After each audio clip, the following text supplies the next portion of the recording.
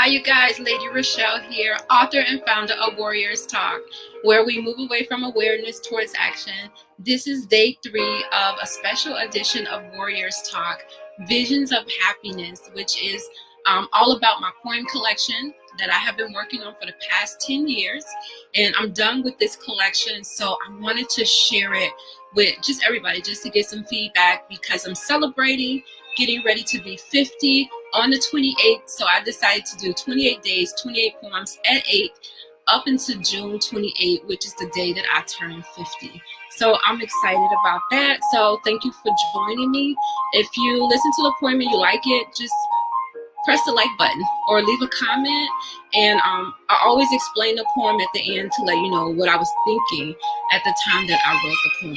So this poem is titled Good Black Man, and I decided to pick this one because of everything that's going on right now with our African American men in the community, probably not feeling loved, not getting any love, and just, their lives are being taken for granted. So I wanted to read this poem tonight because it's special to me, because it talks about the things that I feel are from a good black man. So you ready? Let me make sure my music don't cut off on me. Hold on.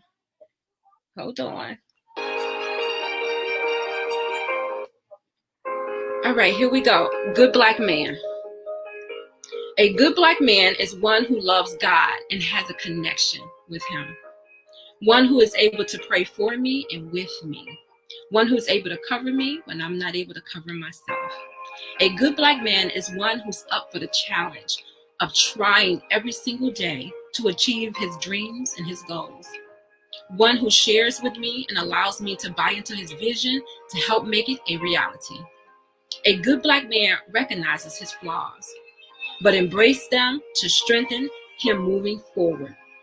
He is selective in the company that he keeps. He's never allowed drama or past hurts to keep him from loving the person before him.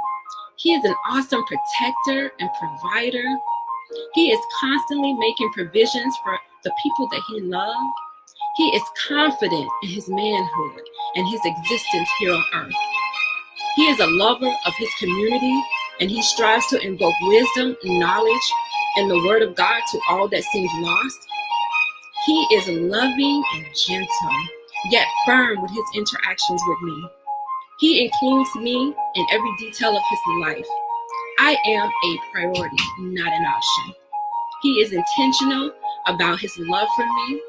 He reminds me constantly through his actions and his words that he appreciates me.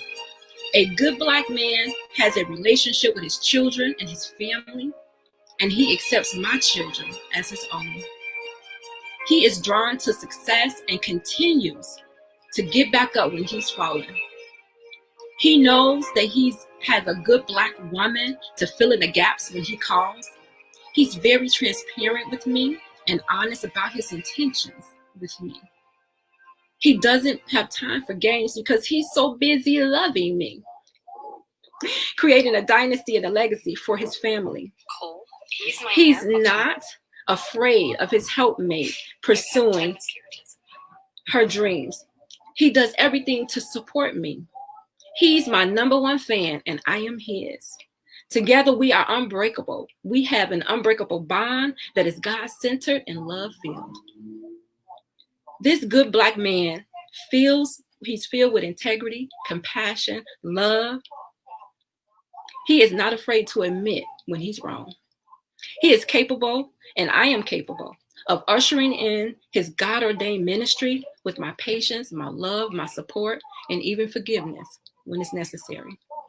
I create a stress-free environment for him, keeping him creative and performing on the top of his game. Where he lacks, I definitely fill in. When he is weak and tired, I rejuvenate him so that he can stand tall on his feet. This strong, sexy black man, he's all those things. This man is my king. Woo! All right, you guys. That is a good black man. That's the title of it. It's called Good Black Man. And that particular song, that particular poem, actually. I actually wrote it back in, oh God, this was back in maybe 2010.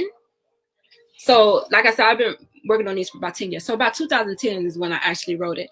And these are just some of the things that I desire in a partner. So, being married, divorced, and, just, looking for, not really looking, but just positioning myself to be ready for the one that God has for me. And I decided to put it down on paper, to put it out in the atmosphere so that I can manifest and I can draw to me these things that I desire.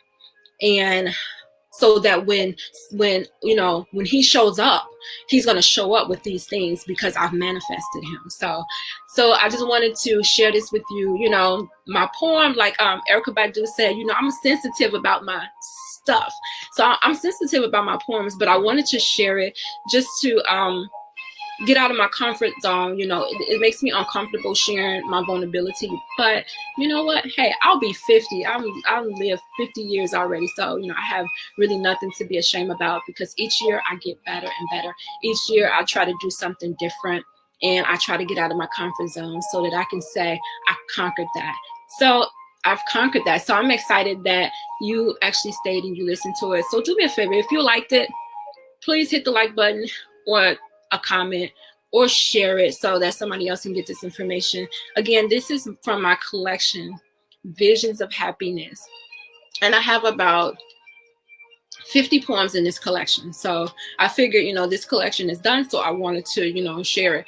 So again, this one is called Good Black Man, and it's something I wrote because I in 2010, because I know I wanted to read it tonight because I know right now our Black men need some encouragement. They need to know that, as Black women, we are in their corner, we have their back, and that we are tired of seeing them being killed like dogs in the streets by anybody, even by our own. We are tired of seeing it. And so I wanted to put this out so that we can encourage our Black men. So I'm trying to every day put something positive on my page about our Black men or about our Black community, period. Some people get mad because we're saying Black Lives Matter, and they like all lives matter. Right now, Black Lives Matter. Your race is not getting killed like dogs in the street by police officers. So right now, Black Lives Matter, and we want the authorities to know that it matters, and we want changes to be made so that our men are not being killed like dogs on the street. And when they get pulled over, they're not afraid for their life, thinking that they're not going to come home.